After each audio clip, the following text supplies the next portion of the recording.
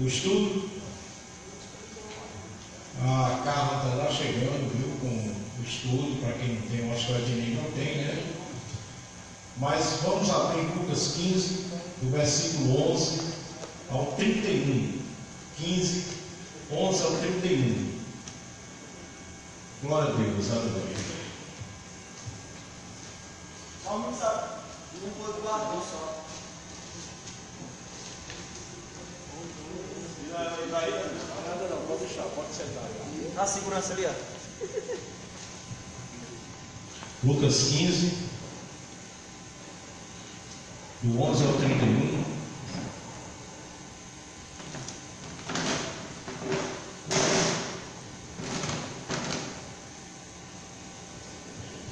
Irmã Lúcia, por favor, venha ler aqui, por gentileza.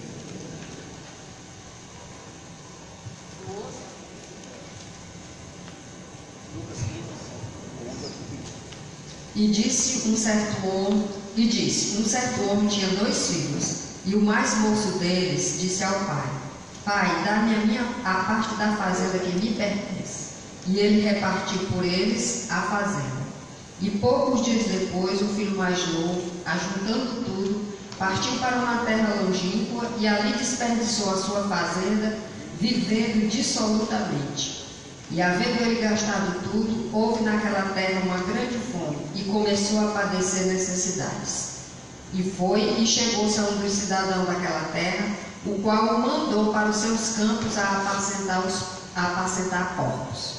E desejava encher o seu estômago com as bolotas que os porcos comiam, e ninguém lhe dava nada. E caindo em si, disse: Quantos trabalhadores de meu pai têm abundância de pão, e eu aqui pereço de fome? Levantar-me-ei, e irei ter com meu pai, e dir-lhe-ei: Pai, pequei contra o céu e perante ti. Já não sou digno de ser chamado teu filho. Faze-me como um dos teus trabalhadores. E levantando-se foi para seu pai. E quando ainda estava longe, viu seu pai, e se moveu de íntima compaixão, e correndo, lançou-se-lhe ao pescoço e o beijou. E o filho lhe disse: Pai, pequei contra o céu e perante ti, já não sou digno de ser chamado teu filho. Mas o pai disse aos seus servos: Trazei depressa a melhor roupa e vesti-lo, e ponde-lhe um anel na mão e sandálias nos pés. E trazei o bezerro cevado e matai-o, e comamos e alegremo-nos, porque este meu filho estava morto e reviveu. Tinha-se perdido e foi achado, e começaram a alegrar-se. E o seu filho mais velho estava no campo, e quando veio e chegou perto de casa, ouviu a música e as danças, e chamando um dos servos, perguntou-lhe o que era aquilo. E ele lhe disse: Veio teu irmão e teu pai matou o bezerro cevado, porque o recebeu são e salvo. Mas ele se indignou e não queria entrar. E saindo o pai, estava com ele. Mas respondendo ele, disse ao pai: Eis que te sirvo há tantos anos, sem nunca transgredir o teu mandamento, e nunca me deste um cabrito para alegrar-me com os meus amigos. Vindo, porém, este teu filho, que desperdiçou a tua fazenda com as meretrizes, mataste-lhes um bezerro cevado. E ele lhe disse: Filho, tu sempre estás comigo, e todas as minhas coisas são tuas. Senhor, nós te louvamos pela tua palavra, louvamos pelos teus ensinamentos que são vida em nossa vida. Nós vamos continuar com a nossa aula, onde nós estamos aprendendo sobre esse Deus que se esvaziou, que habitou entre nós humildemente e se revelou a nós através da pessoa humana de Jesus de Nazaré. Jesus, como homem, mostrou como Deus se relaciona conosco, como Deus age conosco, como Deus é diante de nós. Então nos dá orientação na tua palavra, em nome de Jesus. Amém e amém. Amém, queridos? Glória a Deus. Aleluia. Como nós estamos estudando, nós vamos falar sobre salvação. É necessário, antes de falar sobre salvação, conhecer o Deus da salvação. Como é que esse Deus vê a gente? Como é que ele se relaciona com a gente? Então há muitas definições nas religiões, nas igrejas sobre Deus. Há religiões que vê Deus como muito punitivo, muito carrasco. Parece um Deus assim que é perseguidor daqueles que não obedecem, que tem prazer em maltratar os desobedientes, que tem prazer em lançar tragédias na humanidade para punir as pessoas. Tanto que nos Estados Unidos os protestantes, a grande parte dos protestantes estavam se alegrando e vibrando quando houve aquele tsunami lá onde a nação não adorava a Deus, e eles diziam que isso era uma forma de Deus dizer que Ele é Deus e que as pessoas precisam aprender que só existe um único Deus verdadeiro, que é o Deus Todo-Poderoso. Aí Deus pega e levanta o mar, uma onda grande, um terremoto no oceano, e mata milhares e milhares de pessoas. Essa é a definição de Deus diante de muita gente. Nos Estados Unidos tem uma organização que já acabou, mas vai estar ressurgindo. Ontem mesmo, antes de ontem, a gente viu nas notícias uma passeata, uma briga nas ruas em pessoas que estavam defendendo a superioridade branca, o racismo, né? E do outro lado as pessoas que eram contra. E nesse choque de brigas, a polícia entrando e contornando a situação, um cara veio com o carro e atropelou um monte de gente que estavam ali protestando. Mas vejam bem, um grupo se levanta, a superioridade branca, e ressurgindo o que os Estados Unidos já deviam ter vencido, que era o racismo, pessoas brancas se achando superiores. E sabe de onde surgiu isso? O Ku Klux Klan, que é um grupo que eles matavam os negros na época, eles vestiam tudo de branco, na igreja protestante, na igreja batista americana. Então, o Deus que as pessoas falam são de diversas faces. A gente vê o Deus da igreja romana, que era um Deus também tirano, um Deus carrasco, um Deus que exigia muitos sacrifícios, um Deus que oprimia a mulher, um Deus que os homens não tinham acesso a Ele, apesar de Cristo ter morrido para a gente ter esse acesso. Não, é um sacerdote. Em cada missa Jesus é sacrificado, em cada missa Jesus é chamado de novo ao sacrifício. Então são vários deuses diferentes que não bate com o Deus da Bíblia Sagrada. Já tem deuses que são místicos, né? Muito místicos. Para que você consiga algo com ele, tem que fazer um trabalho, tem que fazer um ritual para conseguir algo dele. Tem deuses aí onde os outros matam em nome dele, não é? Em nome dele matam, porque tem que seguir a fé dele, se não for, corta a cabeça, mata. Tem vários tipos de deuses, e a Bíblia Sagrada fala que Deus, quando quis se revelar a gente, Ele usou o Filho dele, mandou o Filho dele nascer de uma virgem, de uma mulher, de homens, se tornou carne e habitou entre nós. Diga amém. Então esse é o Deus que nós queremos passar para vocês hoje, que não é um Deus que se vinga, não é um Deus que é tirano, não é um Deus que persegue, não é um Deus que tem ódio dos homens, tanto quer lançar um raio, quer lançar fogo, quer lançar coisas para punir as pessoas. Mas é um Deus que se fez carne e sentou com a gente, foi amamentado por uma mulher, foi criado por um pai adotivo, aí deu uma abertura tão linda para quem gosta de adotar, né? Os pais como eu, o Ednei e tantos outros que adotamos filhos. Deus fez isso, deixou que Jesus fosse adotado por um homem, não é? É a pessoa linda de José que nós vamos falar um pouco hoje à noite. Um dos personagens nós vamos falar sobre esse pai da adoção, né? Adotou o Filho de Deus, Todo-Poderoso, e o tratou como filho. Aí você vê, né? Mesmo sabendo que era o Filho de Deus e Salvador da sua vida, o tratou como filho, porque quando a gente adota uma criança, aquela criança, mesmo não tendo nascido da nossa genética, mas aquela criança se torna filho da gente. E Jesus, e Deus se fez filho também, para nascer de uma mulher, a operação do Espírito Santo, e um homem comum o criar. Deus deixou tudo ali nas mãos do homem acompanhando de longe. E o que isso quer dizer? É um Deus que se relaciona conosco. Esse Deus da Bíblia é diferente. É por isso que a gente, conhecendo quem é esse Deus, a gente não vai achar que é um Deus que uma teologia diz que Deus já escolheu de antemão alguns e condenou outros. O calvinismo diz isso, que Deus de antemão escolheu uns para ser salvo e outros para ser condenado. Quando a gente olha para Jesus, quando a gente olha para Deus, pelo caráter de Deus, quem Deus é, a gente vê que Deus é incapaz, porque Deus é amor, é incapaz de criar seres humanos para condenação eterna. Não bate com Deus que a Bíblia chama de amor. Deus jamais ia criar, fazer criaturas para ver torrando eternamente no inferno. Essa concepção não é bíblica. Essa concepção é grega, essa concepção é de pagãos, essa concepção é de outras crenças que foi filtrada dentro do cristianismo.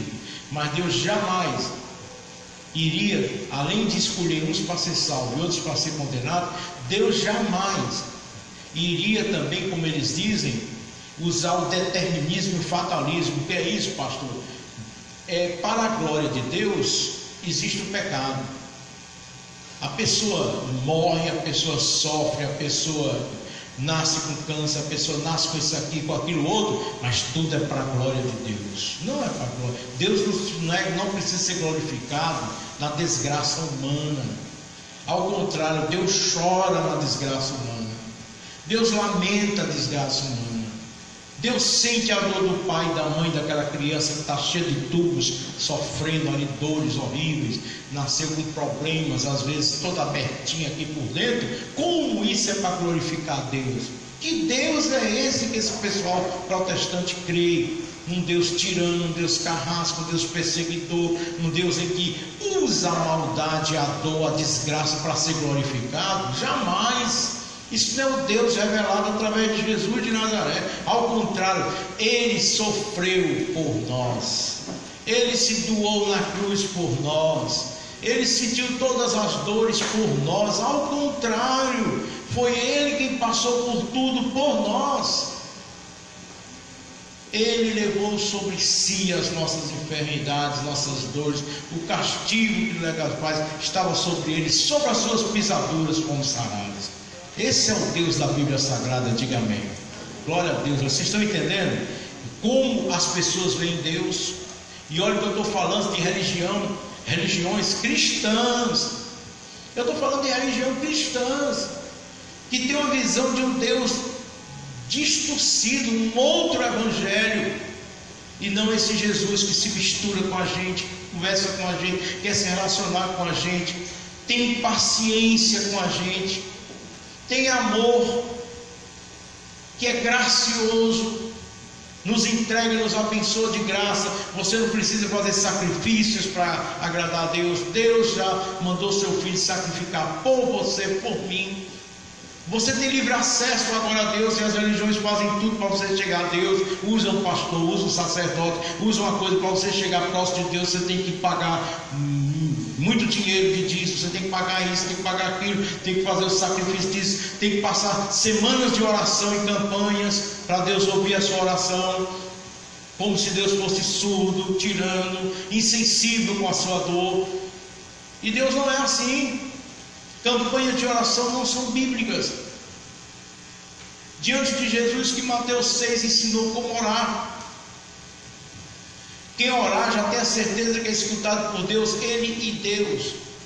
Ele não tem intermediadores mais. Qual é o lugar? Um quarto. Como nesse quarto? Fechado. Só você e Ele. Diga glória a Deus. Diga em secreto. Abra seu coração em secreto. Só você e Ele. E o Pai em secreto o recompensará. Você já vai na certeza que alguém vai te ouvir, que é Deus, e que Deus irá te recompensar ali dentro. Não precisou de liturgias, não precisou de rituais, não precisou de sacrifício, não precisou de penitência, não precisou de nada. Deus já está no teu quarto esperando para te abençoar, para conversar com você, para sentar com você. A oração do Pai Nosso que Jesus fez é uma oração que não precisa de campanhas, de estar insistindo sempre aquilo a Deus, 7 dias para conseguir sua bênção, jejuar para conseguir sua causa, Jejum é para a gente se consagrar a Deus, para a gente se sensibilizar, para a gente ter uma educação espiritual, mas não para barganhar. Eu vou jejuar para conseguir casar, eu vou jejuar para conseguir um carro, eu vou jejuar para... Isso é barganha com Deus. O relacionamento com Deus não deve ser barganhoso, diga amém. O relacionamento com Deus deve ser de amor. Ele mandou seu filho, se esvaziou, ficou entre nós e se relacionou conosco da melhor forma possível, com as mesmas dores, com as mesmas tentações. Muitas vezes Jesus se manifesta em pessoas que estão perto de você, você nunca viu, aliás. Vocês que vão muito para o Baião, veem o rosto de Cristo todo mês. Muitas vezes você está ao lado de Jesus e não sabe ali.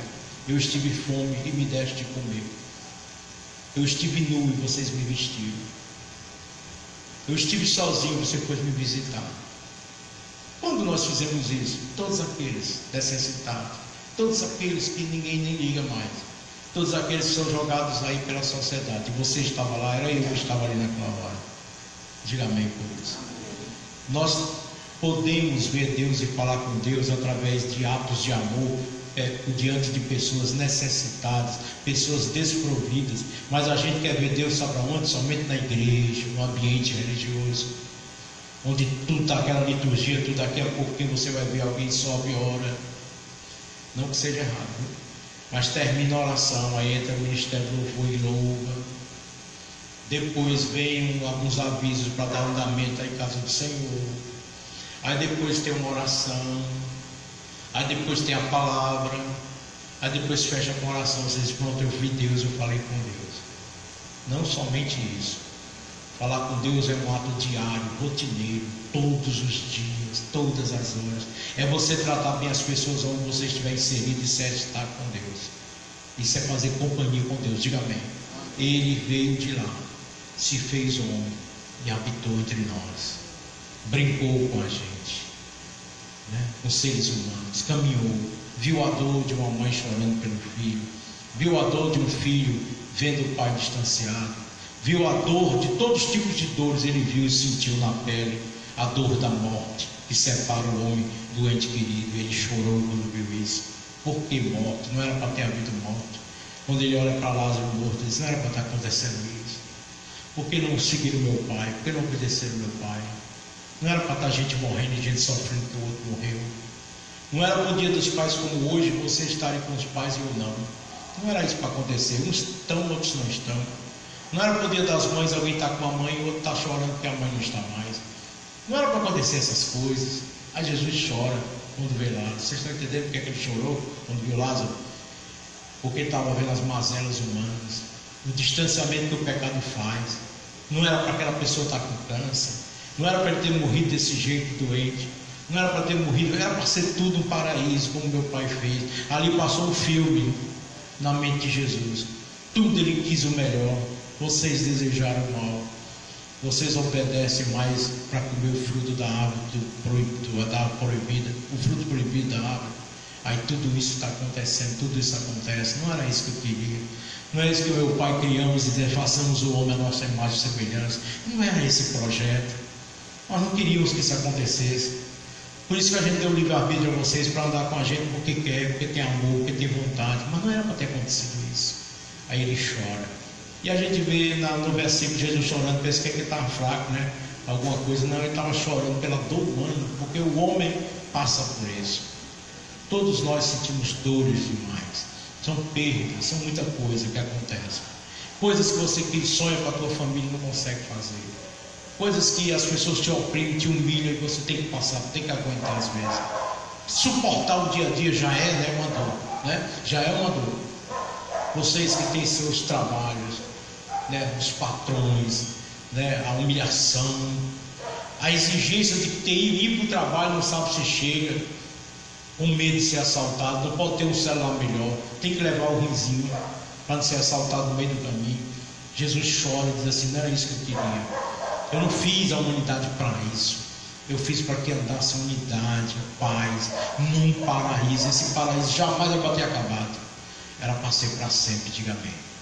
Glória a Deus. Então, você começa a perceber que o Jesus que se manifesta, o Deus que se manifesta na pessoa de Jesus é diferente do que nós hoje, 2017, percebemos das igrejas, das religiões. É por isso que você vê crentes engessados, crentes duros, crentes julgadores, sentenciosos, né? Pessoas que deveriam ser mais amáveis, são duras.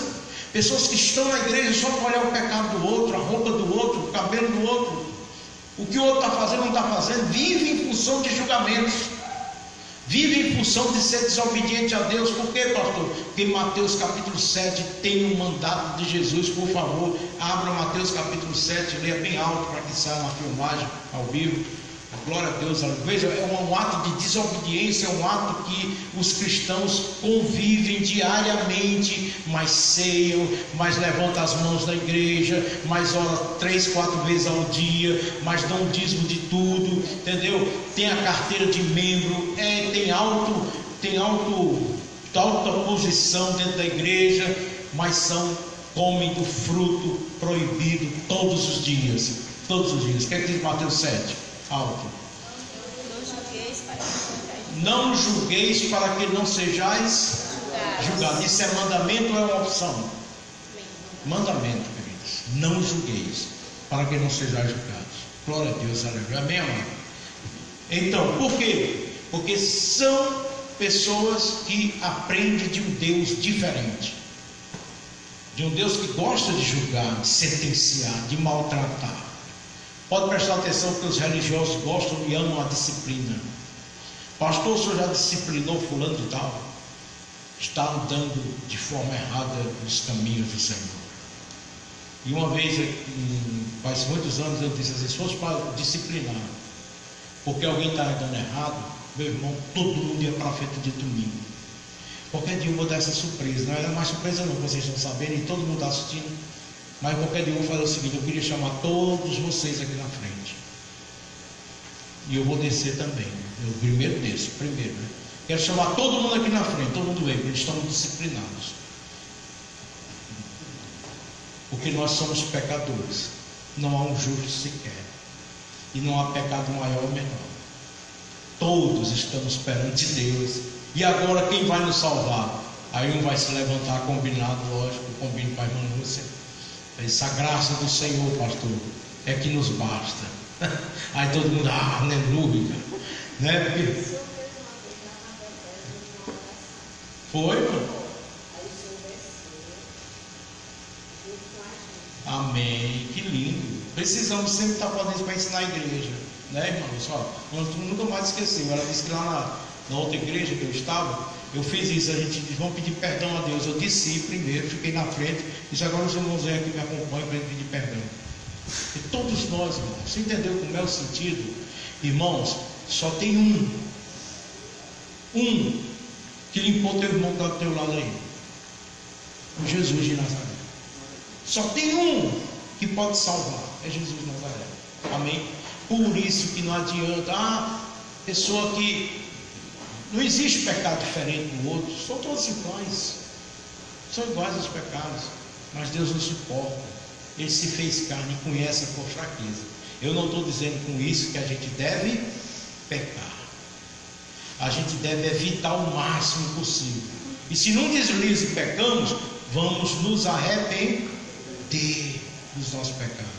Nós não precisamos conviver com o pecado, achar normal, entendeu? Não, o pastor disse que é assim mesmo, ó, vamos curtir a vida, vamos viver como dá. Jesus já morreu por mim. Aí isso mostra que é falta de conhecimento, de intimidade, de vivência com Deus Todo-Poderoso. Aí sim essa pessoa precisa se arrepender e ser salva, porque não conheceu a mensagem do Evangelho. O crente que é crente, o homem e a mulher que ama a Deus, ele se incomoda com o pecado, ele não se sente bem com o pecado. No dia, meus amados irmãos, que vocês estiverem se deleitando no pecado, comece a se preocupar, comece a chorar, comece a pensar no inferno como nunca pensou, porque é sinal que você está longe de Deus, é sinal que o Espírito Santo não está mais fazendo morada no seu coração. Porque se o Espírito Santo mora dentro de você, ele vai incomodar, ele vai fazer você chorar, ele vai fazer você repensar. Agora, um erro que acontece com as pessoas é o seguinte: eu estou em pecado,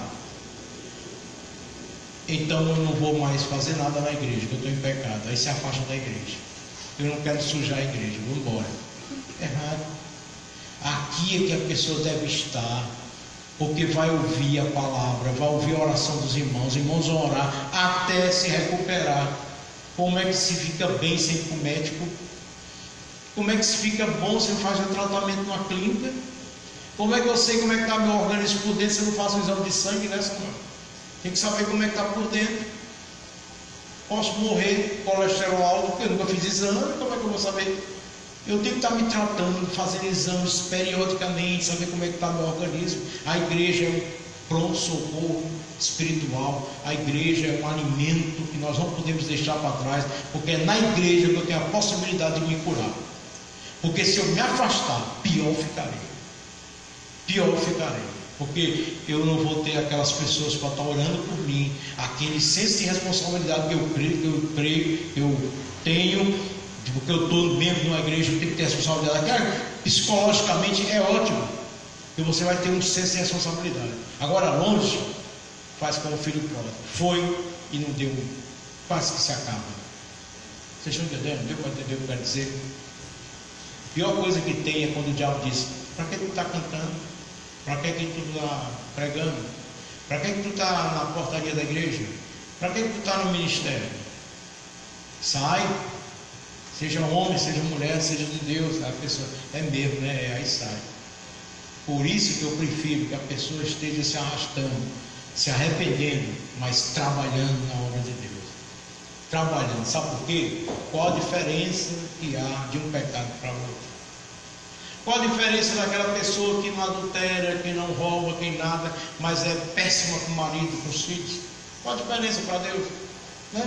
Qual a diferença de uma pessoa que é toda consertadinha na igreja, não trabalha, é preguiçosa, a pessoa é preguiçosa, a pessoa mata tempo, é assim que se chama, né? Mata tempo, que o patrão fica com raiva, mas ninguém sabe. Qual a diferença diante dos olhos de Deus? Um mau testemunho no lugar que está. Entendeu? O certo é nunca deixar de ficar nas vestes de Jesus, segurando: Senhor, eu não mereço, eu não sou digno que entreis na minha casa, mas a tua presença me basta, Senhor.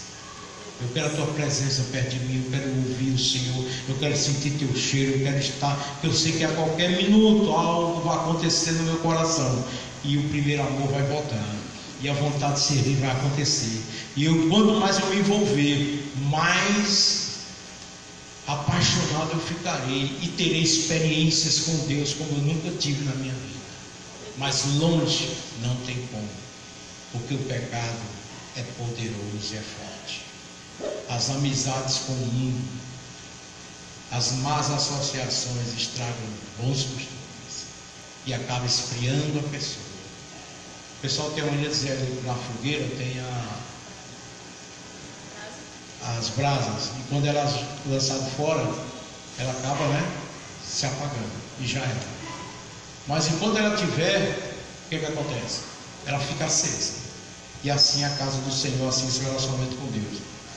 Aí diz aqui agora que eu vou entrar. Glória a Deus, o pano de fundo foi grande, não foi?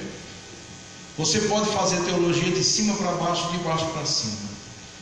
Fazer a teologia de cima para baixo, aquela teologia que Deus é estranho, poderoso, grandão, não tem contato nada com a gente, aquela coisa, soberano, poderoso, eterno Deus. Tem gente que entra com Deus assim, né? Soberano Deus, eterno Senhor da glória, onde os anjos estão dizendo glória, glória, aleluia, aleluia, os arcanjos, os querubins, eu não sei o que, babança que eu nunca vi. E Deus diz assim: pare com isso. Quando chegar para mim, chegue como um filho. Olha como é que Jesus te ensinou: pai, papai. Sabe o que quer dizer pai? No grego aqui quer dizer que é pai é o balbuciar de uma criança que está tentando chamar o nome de pai. Você sabe o que é isso? Quando a criancinha está aprendendo o nome de pai, se engancha todinho, né? Pá, fica, né? Jesus diz: quando você for falar com Deus, para com esses cerimoniais que os fariseus fazem, e que tudo é falsidade, não tem vida nenhuma, não tem amor nenhum, não tem intimidade com Ele, não tem liturgia, tem muita liturgia, mas não tem intimidade. Quando chegar, para Deus, chega assim, paiinho, paizinho, paiinho, dá uma de baiano, né? Chega lá de jeitinho como uma criancinha chega para o papai, entendeu? Todo dependente do papai. É assim que se relaciona, Jesus está dizendo, porque Ele é teu pai. Ele te vê como filho, não vê como um adversário. Estamos estudando Romanos, e o apóstolo Paulo, Romanos 5, se não me engano, que eu preguei quinta, ele deixa muito claro que agora nós estamos em paz com Deus. Existe a paz de Deus e a paz com Deus. Paz de Deus é um sentimento, como Filipenses falou no capítulo 4 que eu preguei aqui. É um sentimento. Você está na tribulação e tem paz de Deus, dá paz, aquela tranquilidade. O que é paz com Deus, que em Romanos 5 diz, versículo 1, é que Deus não tem mais nada contra você através de Cristo Jesus, o nosso Senhor. Amém? Você foi reconciliado com Cristo. Presta atenção, você está reconciliado com Cristo. Deixa de medo. Temor é uma coisa, medo é outra. Você precisa ter temor a Deus, mas medo, achar que Deus não quer mais nada com você, achar que Deus não quer mais. Para com isso. Você realmente estava em dívida muito grande, a morte, mas agora você tem a vida através de Jesus de Nazaré. Jesus te resgatou, Jesus limpou, Jesus justificou você, Jesus reconciliou você com o Pai dele. Agora você está livre, livre para ser um adorador de Deus, sem medo, sem receios. Amém?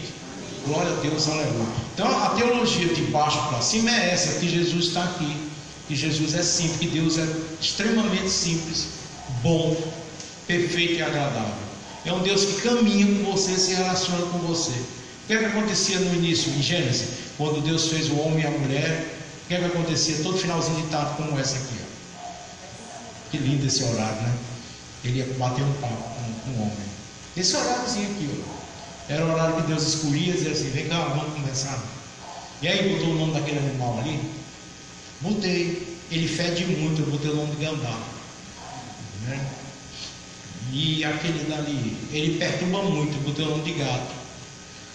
O bichinho fica só pedindo comida, miando. Chamei de gato, achei melhor chamar de gato, né? É mesmo, né? E esse daqui lá demais, chamei cachorro. Conversa dia a dia. Que Deus é esse? É um Deus que conversa com a gente. Aí você acha que isso acabou? Se você é uma pessoa que quando vai falar com Deus é aquela coisa todinha, olha, a sua oração mostra que tipo de relacionamento você tem com Deus. Digamos que você tem um relacionamento barganhoso. Começa a oração, Senhor, me dá, me dê. E eu tomo. Entendeu? Esse é um relacionamento barganho. Relacionamento sem intimidade. Ó Deus, poderoso Senhor, eu sei que Tu é grande, eu sou um pecador. Por isso que eu não posso nem orar para o Senhor, orar para o Senhor, pedir ao Senhor. Eu sei que é uma separação muito grande. Então, eu sei que eu vou ser castigado. Eu sei que vai cair coisas ruins sobre mim porque eu estou em desobediência. Eu sei que eu posso até ser acometido de uma doença muito grande para me provar, para eu voltar para Ti. Pode ser que o filho do meu carro estoure amanhã e eu morro. Então, eu não estava entendendo, não tenho intimidade. Cheio de medo, um Deus que está medo. Mas tem aquele que chama papai. Oh papai, como é bom estar perto do Senhor. Eu não tenho nada a pedir ao Senhor não. O Senhor já me dá tudo, até o que eu não mereço. Eu só tenho que Te agradecer. Agora, Senhor, me dá mais força para fazer a Tua obra. Não me deixa aqui no imobilismo, não. Não me deixa, não me perturba, Pai, me perturba mesmo. Eu quero fazer algo para a Tua casa, porque eu vou buscar primeiro o reino de Deus e a Tua justiça. E essas outras coisas aí, né, que a gente precisa dia a dia, eu já sei que o Senhor vai acrescentar. Mas primeiro eu quero ter contato com a obra de Deus, com as coisas de Deus. Eu quero servir, eu não quero que meu nome seja reconhecido. Eu não preciso de cargos. Eu já tenho o maior cargo que existe, que é ser filho do Deus Altíssimo. e a herança das bênçãos do Senhor está sobre mim. Eu sou filho de Deus maravilhoso. Eu não preciso de carros, não preciso que ninguém me reconheça, porque o Senhor já me conhece muito bem desde o ventre da minha mãe. Basta o Senhor para mim. Nunca vou estar na igreja disputando, sabe, nada. Essas coisas não devem existir. Senhor, e tem mais. Essa oração aqui que eu vou falar agora é quase impossível. Eu, como pastor há 22 anos, eu acho quase impossível. Não é impossível, mas é quase impossível.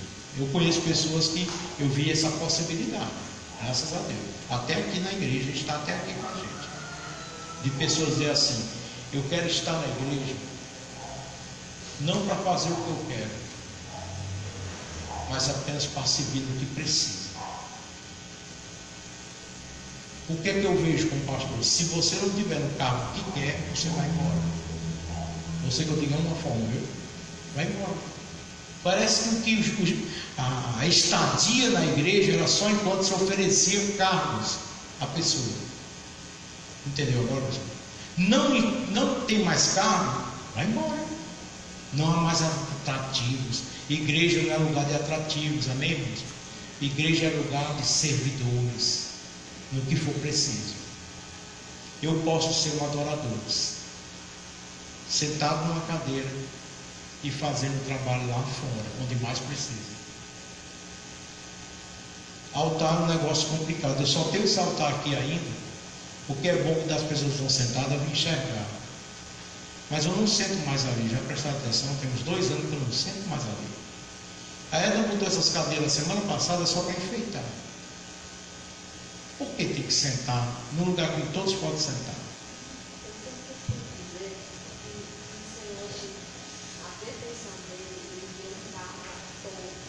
Amém.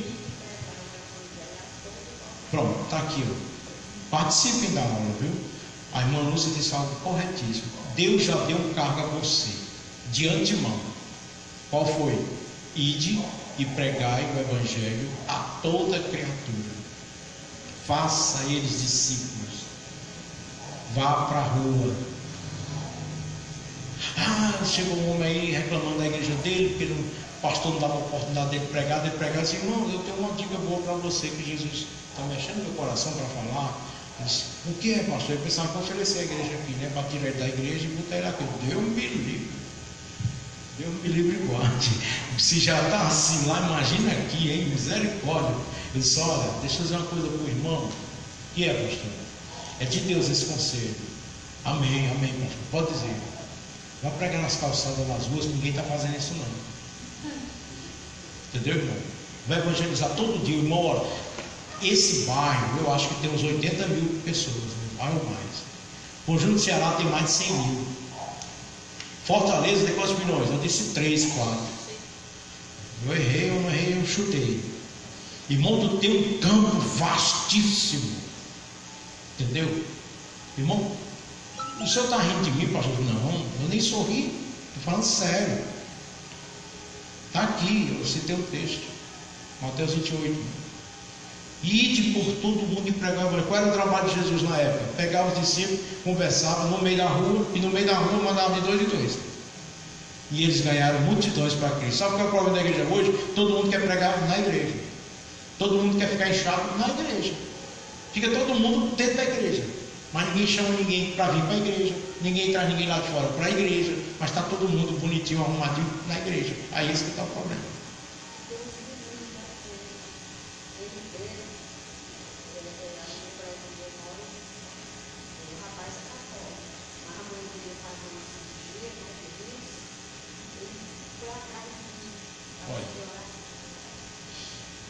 Ser um referencial aonde você está inserido. Ou seja, a irmã mora num edifício. Glória a Deus, aleluia. Na hora que apertou para um pessoal lá que era de outra religião, já vamos procurar a irmã que é crente, pedir oração porque minha mãe vai se operar. Aí foi lá na casa da irmã, lá para a casa da irmã. Ore por minha mãe. Que a vossa luz brilhe diante dos homens, Jesus diz. Que vocês sejam reconhecidos como sal de luz. Eu vou buscar a oração daquela crente. Ali são servos de Deus. Eu vou buscar lá. Lá eu sei que Deus está lá com ele. Deus é. Quando eu acho que era o profeta Samuel, se não for me ajudem, que ia passando na rua e dizia, ali está o homem de Deus. Ali vai o homem de Deus. Ali vai a mulher de Deus. É bom, não é? Você ver esse título, né? O homem de Deus está passando ali. Ali está a mulher de Deus. Eu achei bonito como eu entrei numa padaria, mais embaixo. Eu acho que a única padaria que eu entro é aquela lá do outro lado, né? Lá embaixo. Aí eu estava chegando lá e eles me conhecem. O pastor. Aí uma vez eles estavam rindo uma coisa, chegou e eles olharam, eita, o pastor está aqui. Eu disse, mas não sou nem pastor deles, né? É só o respeito, o pastor está aqui. Eles estavam, parece, contando piada, né? Indecente. Quando eu entrei, eles viram e disseram, espera que o pastor está aqui. Tipo assim, depois a gente continua. Depois a gente continua aí brincando, né? Aí fica o respeito, porque sabe que nós somos sal e luz. Que coisa linda. Amém, igreja? Então, amados, esse Deus esvaziado é tão rico que é difícil sair da primeira estrofe. Primeiro parágrafo está sendo muito difícil sair. E eu não quero sair assim de qualquer jeito. Eu acho que tem muita coisa para a gente conversar sobre isso. Amém? Alguma pergunta? Que nós temos 10 minutos, mas eu quero terminar 5 minutos. Alguma pergunta? Qual é o Deus que você crê? Como é o Deus? Da próxima vez eu vou trazer um papel para você escrever. Qual é o Deus que você enxerga? É o Deus que aprende na religião, nas escolas bíblicas dominical, no catecismo? Ou é o Jesus manifesto em carne, que habitou entre nós? Quem é o Jesus que habitou entre nós? Você já parou para pensar? Você já andou lendo essa semana todinha sobre esse Jesus que habitou entre nós? Como é que ele se relaciona com a gente? Como é que ele agiu? Tem até um filme e um livro, né?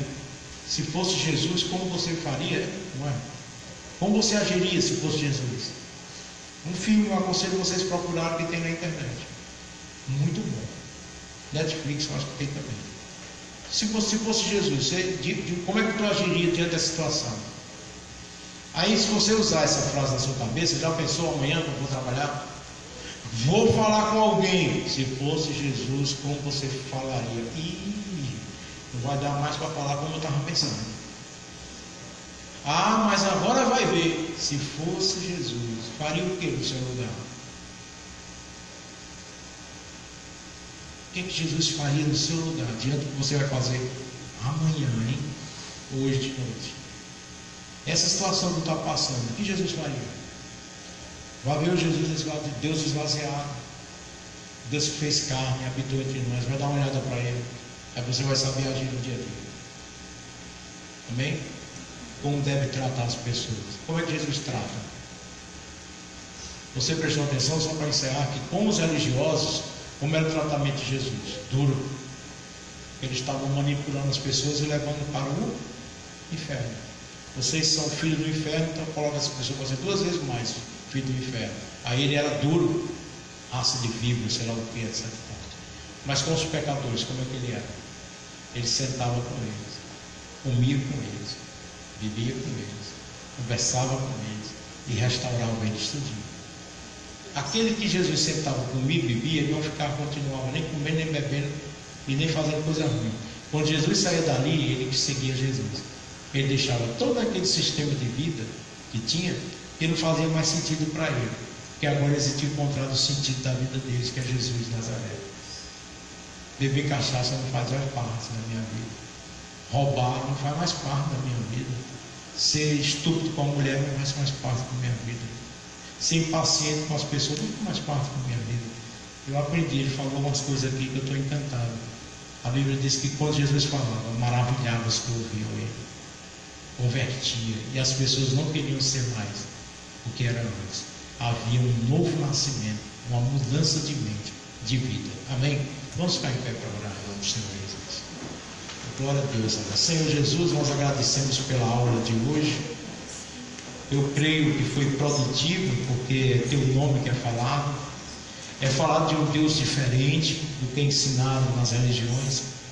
E nós queremos guardar cada palavra que foi dita nesta noite, Pai, nessa tarde e noite. Em nome de Jesus, Pai, nos ensina cada vez mais. A próxima aula nós queremos nos aprofundar mais ainda, que o banquete espiritual é enorme, é grande, é inesgotável. E muito obrigado por ser inesgotável. Em Teu nome que nós oramos. E nos dá um culto maravilhoso daqui a 10 minutos, onde o Senhor pode se manifestar da maneira que quiser, porque o Senhor é o Deus dessa igreja, é o Senhor dessa igreja. Que as pessoas entrem aqui e tenham sede de beber da água da vida, que é Jesus de Nazaré. No Teu nome, digo amém.